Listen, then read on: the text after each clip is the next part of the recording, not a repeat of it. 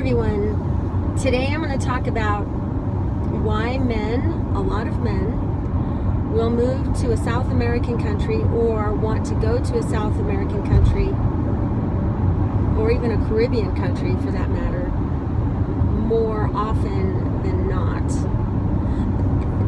Let me tell you what's going on. Okay, I did a boot camp in Florida a couple years ago, and I was doing my usual rant to women on how they should stand. You know, if they want to be asked to dance, you need to stand like a lady. You need to not have your hands, on your hips and your legs spread out in a triangle like guys, like I train the men to, and I call that the alpha position. But the woman, if she can look like an S when she's standing and smile and really be feminine and approachable, okay? When you're super feminine, you're approachable by a man. When you smile, it's sexier than anything you could possibly wear. Your smile is sexier than your breast size. Your smile is sexier than anything, than your nails, whatever. When you're smiling, okay? Oh my gosh, it lights up a whole room. It does so much for a man. But a lot of times a woman will go to a club with all this baggage, or will go out on a date with all this baggage, and she's not happy and she's not smiling.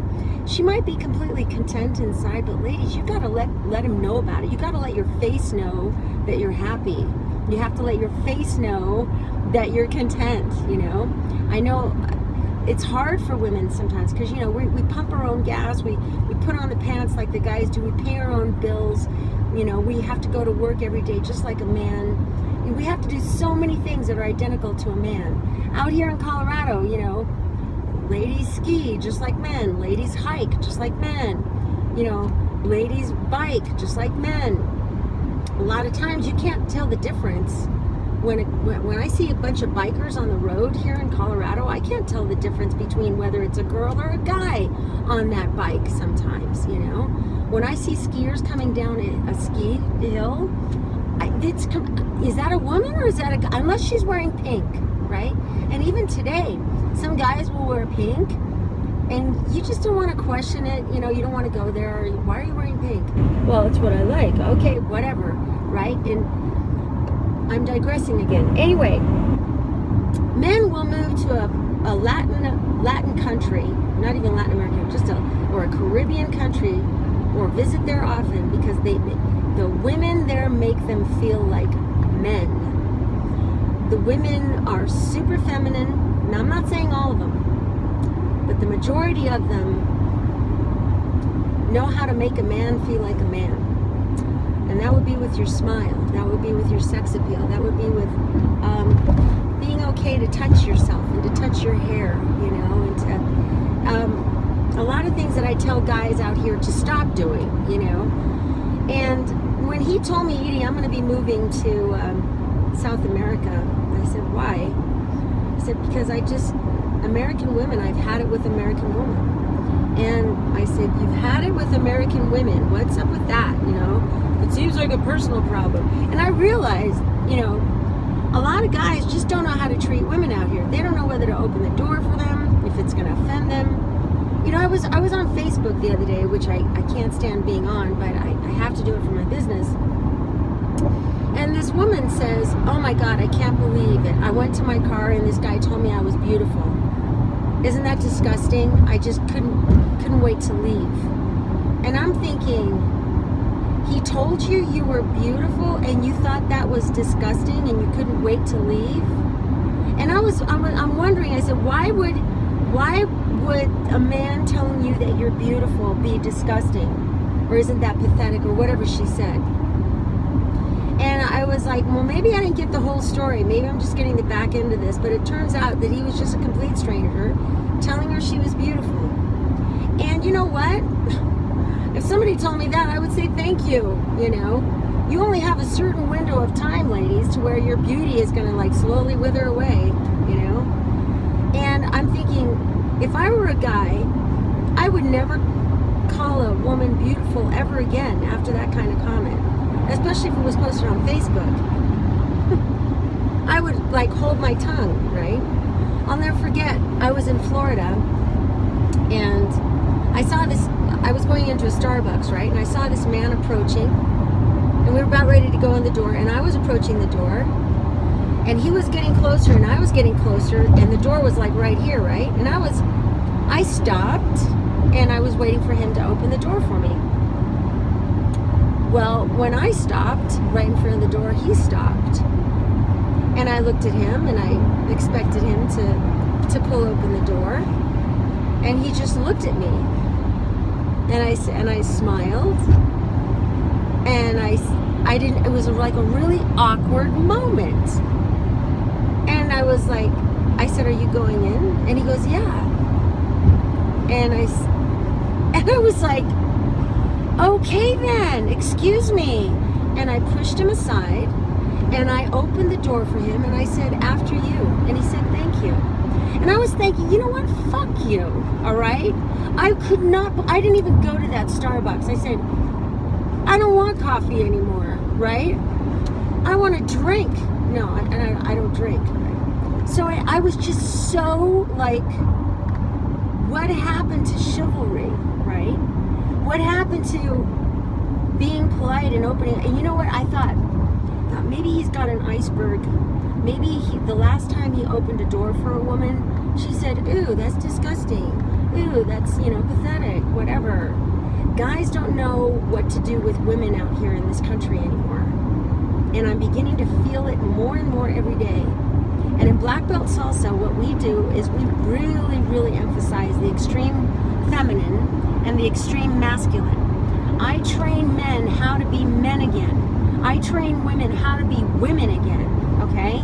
And ladies, once you take off your man coat and you let down your guards, and men, once you step up to the plate, because she has stepped off the plate, once you step up to the plate, you realize, wow, how empowering is this? And ladies, when you are at your most feminine, it is so empowering.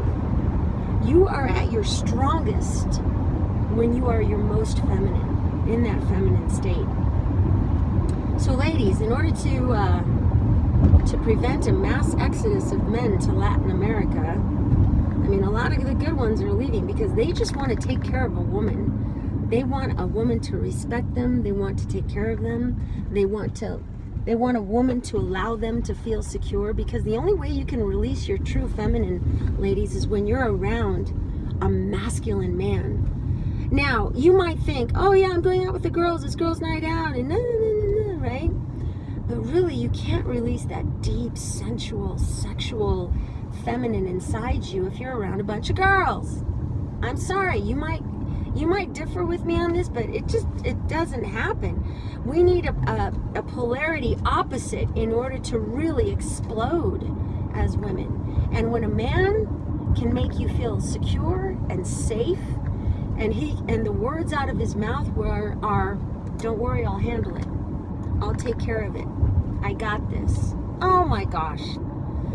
Guys, you don't know how much power you have as men. If you just say these 3 words, "I'll handle it." Actually, it's 4 words, but I'll handle it. I'll handle it. I'll take care of it. That's also 4 words. I got this. That's 3. Okay. I was in a restaurant once in Florida. Okay. And I was kind of like semi-dating this guy. And we walked into a Denny's, and it was full, okay? We walked in, I think it was a Denny's after dancing, and we were hungry, so we went to go eat, which I don't recommend because that'll put weight on you like you eat before. But anyway, I was with this guy, and we went to eat, and the Denny was full, but there was like unmade tables, empty table here, empty table there, but they weren't cleaning them up. And I looked at him, and he looked at me, and I was about ready to say, we can always go somewhere else or whatever, but as soon as I was about ready to open my mouth, he put his hand on my shoulder and he goes, "I'll take care of it." And I go, "Oh, okay." And I wanted to see this show happening. You know what he did? He went straight to the manager, whoever was in charge, and says, "Excuse me, we would like a table, and I'm wondering if you wouldn't mind just cleaning up this area here because we would like to sit here."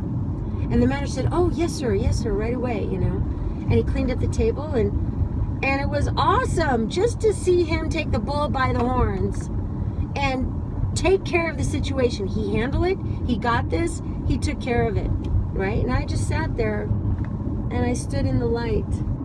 You guys will often hear me say that in my videos. Edie, just stand in the light and just look pretty, and don't say anything, and just relax. Ladies, you're helping these guys way too much.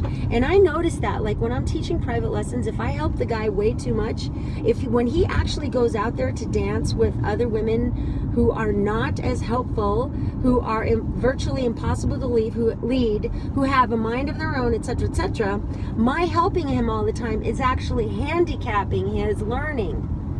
So I have to play the really heavy, lethargic, woman with her own mind, unfollowing girl on occasion when I'm dancing with these guys, so that they know what to expect and what they're up against. Ladies, if he wants to pay, let him pay. Ladies, if he wants to open the door for you, let him open the door. Ladies, if he wants to pull your chair out for you, let him do that. A man needs to feel like a man. A man needs to feel like he's useful and that he's wanted and that he's needed.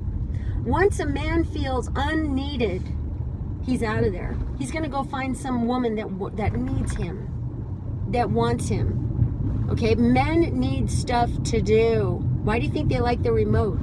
Okay, they want the remote. They want two things. They want to know where the refrigerator is and where the remote is. Yeah? The remote, they have control.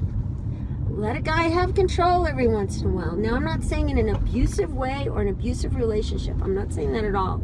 I'm just saying, ladies, the reason why your man is probably losing interest in you is because he feels unneeded, unwanted, maybe. Let him do stuff for you, okay? Well, Edie, he doesn't do anything for me. Well, ask him to do things for you, honey. Instead of, hey, could you take out the trash? No. Just say, honey, you know what? That trash is really heavy. I'm wondering if you could help me take the trash out, you know? Smile, you know? Instead of saying, hey, could you go turn off that light? You know? No. Say, oh, you know what? The light's on over there. Would you mind just taking care of that? Yeah. There's little things that you can do, ladies, that are so sweet, and so he's gonna run to turn off the light. He's gonna run to take out the trash if you know exactly how to ask. And you know, I wish I could. When I tell you these things, I think about my own life. I think about my own husband, and I think about, oh my God, Edie, you should practice what you preach, you know? And I guess the reason why I teach a lot of this stuff is because I myself am guilty of not doing it, you know, on occasion, and I catch myself every once in a while, and I really have to fight that man inside of Edie. I have to suppress him around Nick, you know?